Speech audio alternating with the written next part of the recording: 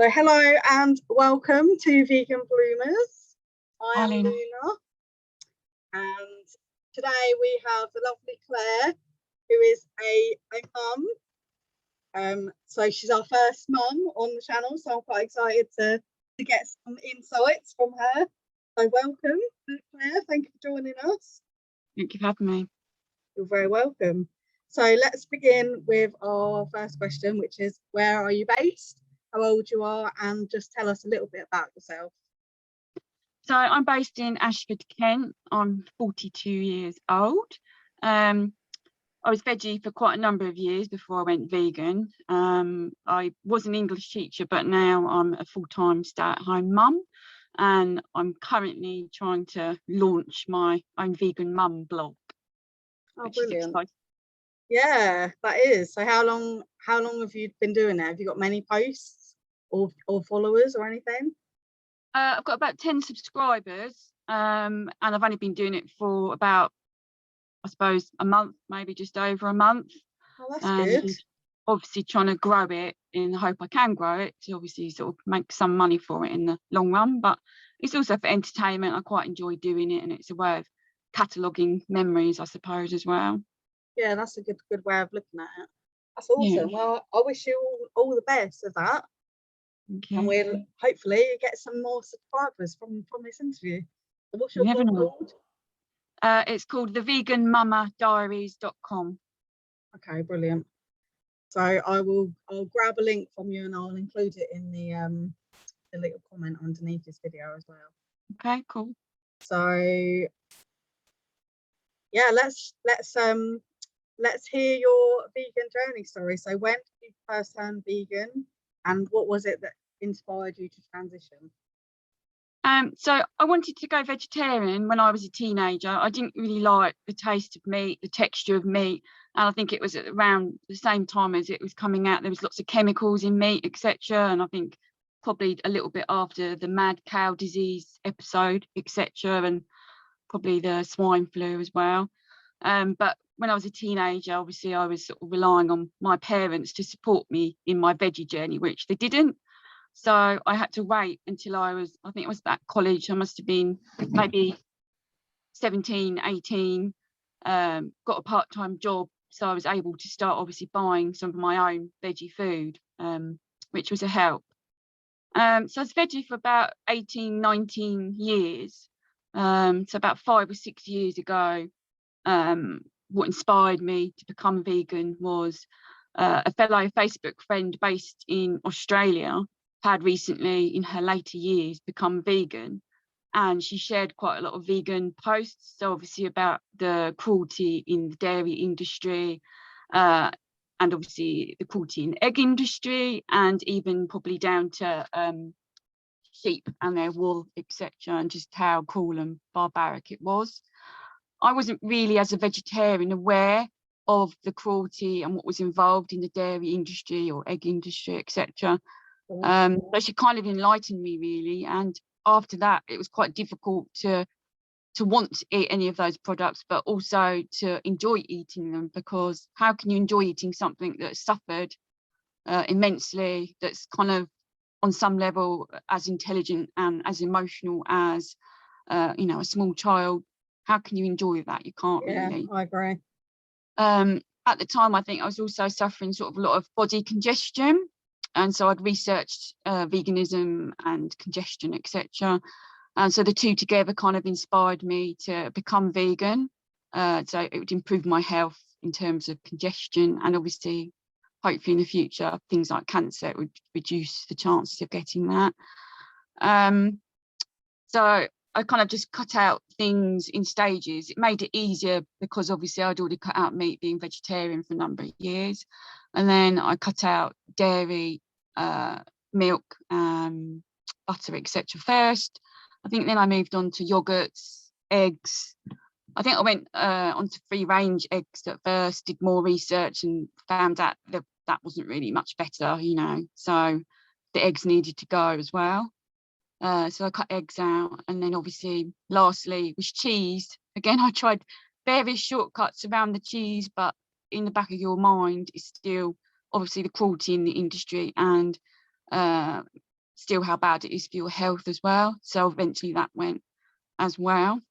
Yeah. It's probably over the space of maybe 2 months until I was fully vegan. And then obviously it was brought to my attention about more things like beauty products, medicine, clothes, etc. It was brought, even wine and other alcohol. I hadn't realised that a lot of that wasn't even vegan. Some not even veggie, to be honest. And it was a friend who wasn't even vegan who'd pointed out, we'd gone to a makeup trial for my wedding a few years ago. It was in Debenhams, and we were offered sort of some wine and snacks. And I was about to accept some, and she said, "You do realise that might not be vegan?" And I was like, "What do you mean?" And so Oh, she that's explained, interesting. about like the fish bladders, etc., and Yeah. obviously milk. So that's a bit of a shock. So I did my own research, and then obviously that went as well, really. Again, you can't enjoy something knowing A, it's quite gross and disgusting, but B, again, something suffered for your enjoyment, Yeah. really. So based on the subject of alcohol, have you got like a sort of resource that you rely on to help you to figure out what is and isn't vegan in that department? I used to use Barnivore, the most common one, and probably just Facebook, Google, etc. But since becoming a mum, I don't really drink because it's, you need to be quite alert for your child to make sure they're safe, etc. And then also about a year and a half, 2 years ago, I started Slimming World as well. And obviously alcohol is sins. And I'd rather spend my sins on food. I get more enjoyment out of food than drink. So the two sort of go together, and obviously it saves money as well. So Yeah, occasionally absolutely. I might have a drink, but rarely. Okay, So that's cool. Oh, you've had a big journey then, you haven't you? Loads of yeah, things like the yeah, eggs. Like I remember when I first went, I was looking into veganism. I did a workshop. I wanted to make the plunge. I've kind of always, even from the moment that I turned vegetarian, which was when I was 11, I think in the back of my brain, I always felt like I should have been vegan, but I didn't understand it. And I yeah, never really looked into the vegan industry at all. Um, and eggs for me, when I did my workshop, my mum's got hens, so I know they're well looked after. So at first, I was eating free range eggs, and then I found out actually it's a load of rubbish. It's just a con, basically, yeah, an advertising con. So then I just started eating only my mum's eggs. And then I kind of like, as I was transitioning into veganism, I was like, oh, well, I'm probably still going to eat my mum's eggs. But just seeing the footage of things that went on in the factories, even though that clearly wasn't my mum's, like what my mum was doing, it just put me off. yeah. So yeah, I totally get that. And then like more, it's the same with honey for me as well. Like I wasn't sure about honey, but I never actually touched it, even though. I hate honey. Did you? Oh, I loved honey. I used to drink it in teas and all sorts, like because of the medicine thing. Um, I avoid medicine as much as I possibly can. So that was another question that I was going to ask you as well. Like, so you mentioned about medicine. Are you kind of against taking medications and things as well, or is it just something you're more cautious of? Where possible, obviously I would try a vegan medicine, but obviously the vegan motto is to do the best that you can. Yeah, So most medicine has been tested on animals at somewhere in its journey, and I just follow the philosophy that, I'm just doing the best that I can, and if it's something I need for my health, I haven't really got much choice, really. no, So that's that's the fair. philosophy. Yeah. Brilliant, awesome. Right, let's move to the next question. So I know you said that you were kind of grossed out by meat, but was there any, and like dairy, but was there anything that you struggled to give up while you were transitioning? Same as everybody, or most people really, cheese. I used to work on a delicatessen when I was at college onwards. So obviously I had quite a lot of access to cheese. You had to try it to help the customers, to help them make their decisions, and obviously you'd buy it for yourself as well. Yeah, And there was just an array of cheese, a lot of it, really lovely until you find out obviously the horrors behind it. So I was a cheeseaholic due to working on the delicatessen, and none of my friends and family thought I would last on my vegan journey due to being such a cheeseaholic. But again, obviously, once you realise that something has died or suffered misery for your enjoyment, you can no longer really enjoy it, really, can you? So Yeah. that So helped. Still difficult. Was there like a replacement that you managed to find quickly that kind of filled No, that? no. It's most people obviously advise you to just go cold turkey from any fake cheese for at least 6 months, etc. So obviously your body gets rid of the addictive substances from it, etc. And obviously your taste buds are changing. Yeah. So I did experiment with just different cheeses. So probably Violife, which I hated initially, it was disgusting. I tried obviously when Sainsbury's first bought their cheese range out, again, pretty disgusting, just the smell. I'm quite funny. If something really smells quite bad, I can't eat it. It's kind of like an association thing, I think. So I think I tried, is it the Vegusto range? Didn't really get on with that either. And then I think it was Tesco's that first had some cheese that I liked. They were doing like a smoked cheese in their free-from range and like a fake Mexicana. And I Okay. really enjoyed those. I mean, it wasn't quite the same, or had a really nice blue cheese, but I enjoyed them. So And then did you go cold turkey, or did you just straight away try vegan cheeses? I probably went cold turkey for a little while, but I can't remember how long for. Yeah. So yeah, from there, I realised it was possible to have some cheeses and to enjoy them, but I wouldn't ever heat them up because a lot of them before that I'd heated up really smelt, and that's what put me off. So even if they tasted nice cold, I Yeah. couldn't eat because I was already put off by it. Interesting. And then I think obviously I quite like cocoa cheddar when it came out, mainly for putting on things like pasta, etc. Not in a sandwich. I haven't found anything really that I enjoy in a sandwich, really, apart from maybe the Tesco's fake Mexicana. Right. And then I liked the extra mature, epic mature Violife that came out. Yeah, That for that's me, the one that I've eaten. It's the only one I can eat on its own. yeah. I don't freeze it, I learned. All right. It tastes nice. Yeah. Bit of a game changer because you can use that quite easily on things like nachos and on top of lasagnas, etc. And it tastes reasonably quite nice, and pizza, obviously. Yeah. And then the Applewoods and the actual Mexicana vegan version are quite good, but again, mainly sprinkled on something. Yeah. And then more recently, the vegan Nurse Camembert, is it? Oh I yeah. quite like that, even though that's a love it or hate it kind of vegan cheese. Yeah. I haven't heard any negative comments on that one yet, but I haven't tried it because I don't like I never really liked Camembert, so it tastes kind of more like brie initially. I haven't cooked it yet. I okay. think it's Camembert when you cook it, but I think from the reviews on Sainsbury's it's 50-50, and on Facebook reviews some people say it tastes like soap, etc. But I don't find that. I really like it. It's just obviously Depends on your expensive. taste buds, isn't it? Yeah. Oh, brilliant. So is there, like now, is there anything that you wish there was a vegan version that there isn't? I suppose eggs, I suppose, cruelty-free eggs that weren't from an animal. I did see on Facebook, I think a couple of days ago, they are working on some vegan version. So that's kind of quite good. But I don't know if I'd be a bit like you and just the association, even though it's not an actual egg, whether I'll be able to eat it. Because I'm similar with some of the more realistic vegan meats. I can't eat them if they're quite, similar, realistic. Yeah. So it could be that, but it's worth a try anyway.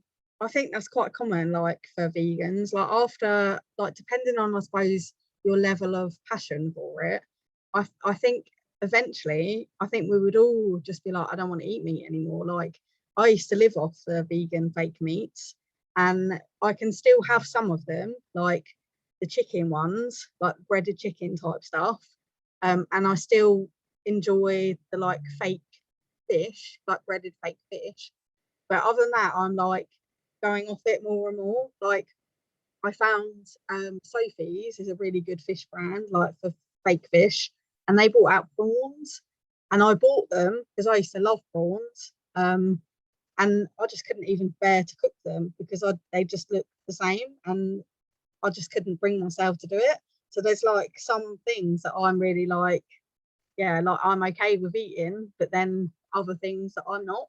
So it's interesting how that happens to quite a lot of us, isn't it? Yeah, yeah.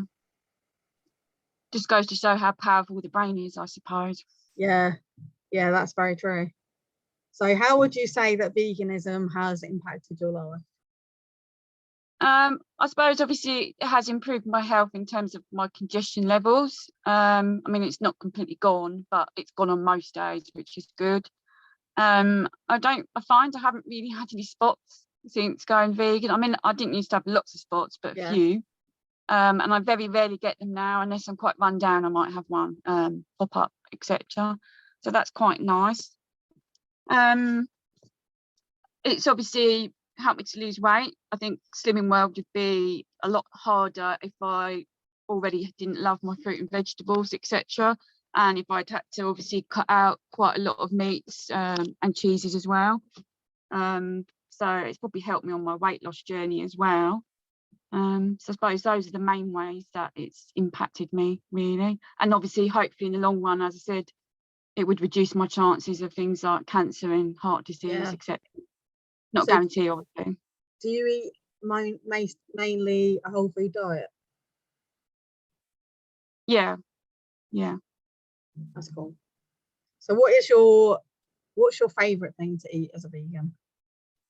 My favourite thing probably at the moment is chocolate porridge. Absolutely love it. Probably helps me get up in the mornings. I think some chocolate porridge. Closely followed by, I tried last night the Margherita Ristorante pizza from Dr. Orca. Absolutely amazing. The best pizza, well, vegan pizza that I've tried. So if you like pizza, you have to try it. Okay. Where'd you get that from then? That was Tesco's. Right. But really good. So close to the original. Okay. Yeah, so that's probably yeah. Until I tried the pizza, I was gonna say it's my smoked tofu, the sesame seed one.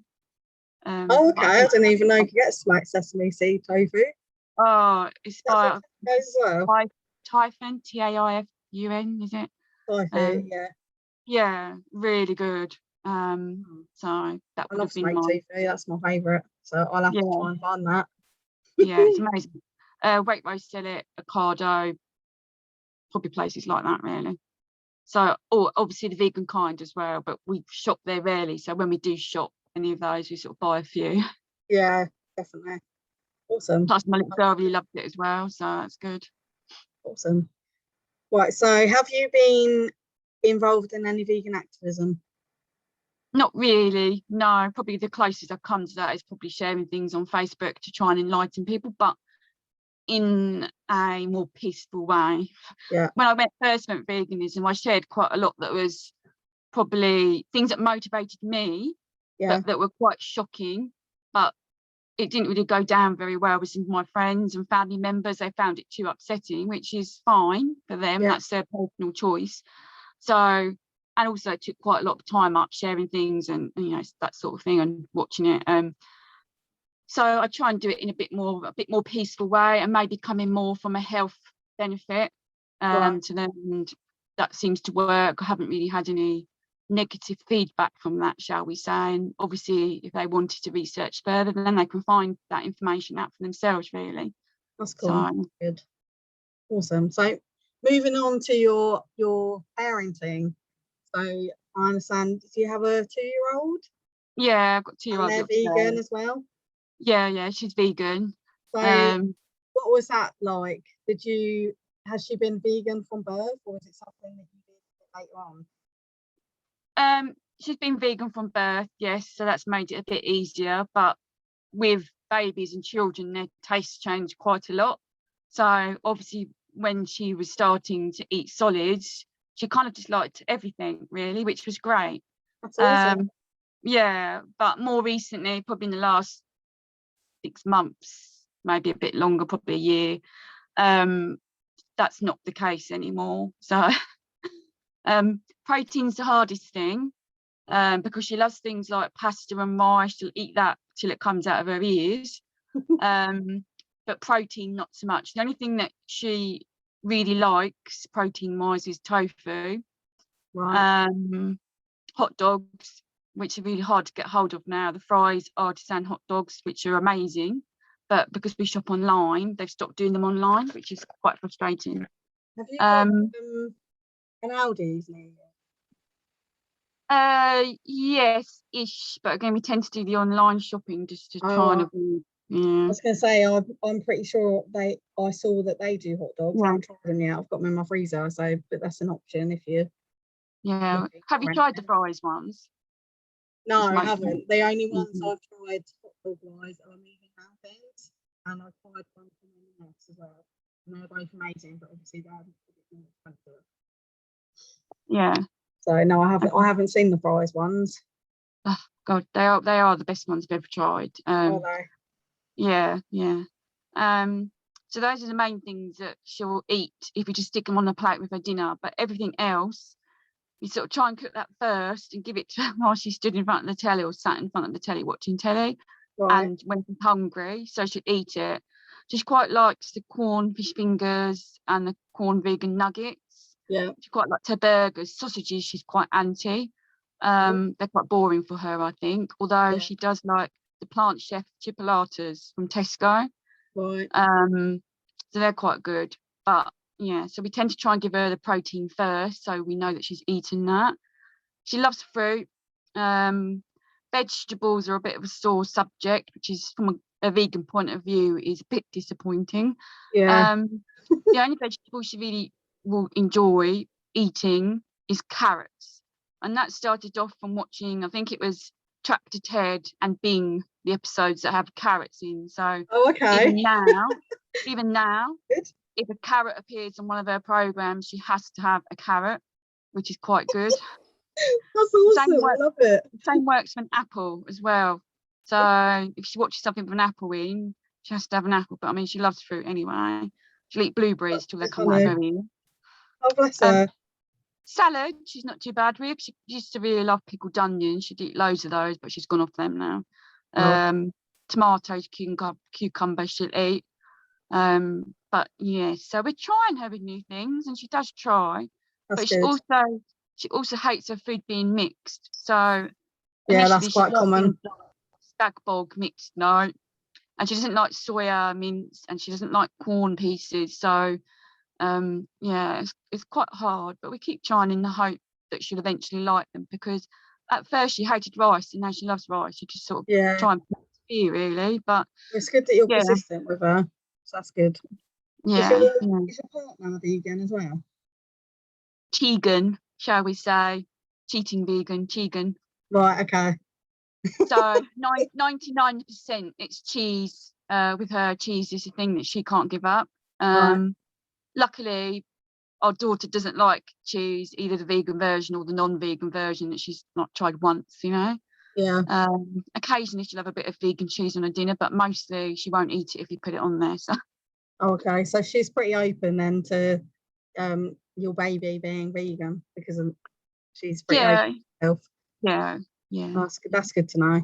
So as a vegan, especially as a vegan parent, I know that veganism can be quite pricey. So for you, would you say that your shopping is pricey, or have you managed to kind of figure out a way so it doesn't cost you too much? Obviously the more processed products you buy, like the fake meats, the higher the prices. So from Slimming point of view, they're usually higher in sins as well. So for us, me and my partner, we try and do more batch cooking. So that saves a bit more money, and obviously using things like dried soya mince, and we just retried the soya chunks as well. Right. So that can make things a bit cheaper, and then we tend to buy obviously the more processed stuff for our daughter, and then obviously she'll eat that. So that's probably the main way, and also buying more frozen veg. That Okay. works out cheaper as well.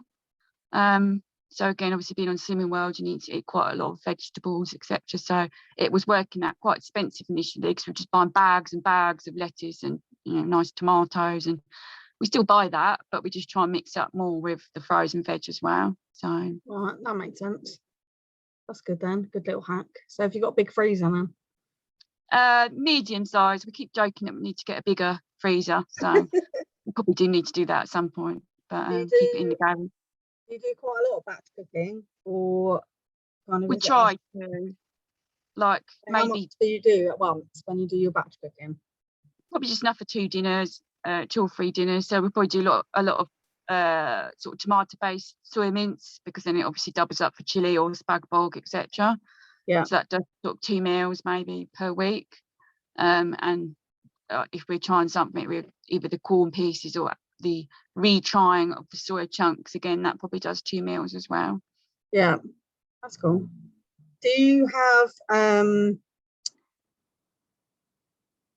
any like vegan friendly books that you read your child? Or have you not come across any yet? I bought quite a few. Quite a few of the Ruby Roth books, but she's not really into them at the moment. Aren't they? They're based on older kids, really, aren't they? Or have they got younger ones? Yeah. She kind of tends to like more board books, and they tend Right. to last longer. So the other books are kind of away at the moment. We tried to revisit them occasionally, but obviously, the older she gets, the easier that'll be. But she kind of just likes the more books that you can lift things up and feel things, and the more interactive books is what she likes at the moment. Have you managed to find any vegan ones of them? No. No. Well, No. for anyone listening that wants to design a book, there's a market for you right there. Yeah. Exactly. And of course, friends buy books as well. So you don't obviously want to offend anybody by saying, the book they've given might not be that suitable. We just kind of go with it for the moment, and obviously just explain to her as we go along that, that we don't like animals to be kept in cages or in pens, etc. And just try and explain it that way, and why it's that's not a good cool. idea actually, because then it's you're educating them for the world basically, because we don't live in a vegan world, so they're gonna come across these things. So that's quite good actually. I never really thought of it in that sense. So you're educating them from both sides. Trying to. Yeah, I like that. It's good.